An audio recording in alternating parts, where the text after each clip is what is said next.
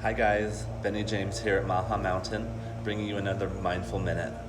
Today we are starting our 20-day mental wellness challenge, and this is 20 days of little habits that you can make in your life, or little changes that you can make that are going to start to bring you some more health and more longevity. Today's first challenge is to go to bed an hour earlier. This one's tricky because we just had our time change.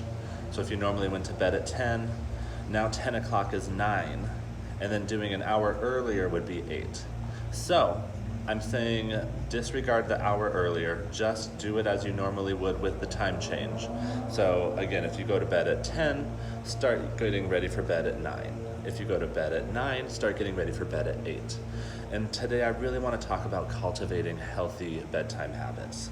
These are things like turning off your cell phone, putting it on airplane mode, turning off the TV an hour before bed, anything that emits a blue light, like TVs, cell phones, tablets.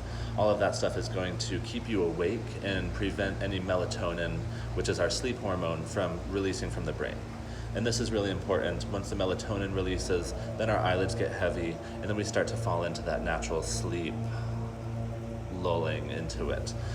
So the bedtime routine is going to be really important as well, turning things off, but also cultivating a routine that you can start doing nightly. And this is going to clue your body in as well, along with the melatonin, that it's time for bed. So this is going to be things like brushing your teeth, putting on comfy pajamas, going and tidying up your room, putting dishes away in the kitchen, whatever makes you feel comforted and homey, curling up with a nice book.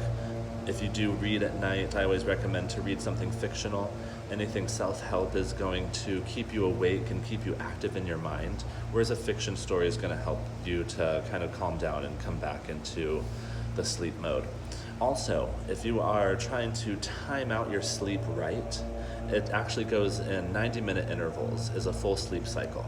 So, in order to do this in order to use that information in a good way, you want to go to the time that you want to wake up. From there, start subtracting 90 minutes until you get close to your bedtime. So let's say that you want to wake up at 6 a.m. You're going to subtract 90 minutes. That's going to take you to 4:30. And then from 4:30, subtract another 90 minutes. That's another sleep cycle. That takes you to 3. And then 3 minus 90 minutes is going to be to 1:30. 1:30 minus 90 minutes is going to be midnight. And then midnight minus 90 minutes is going to be 10:30.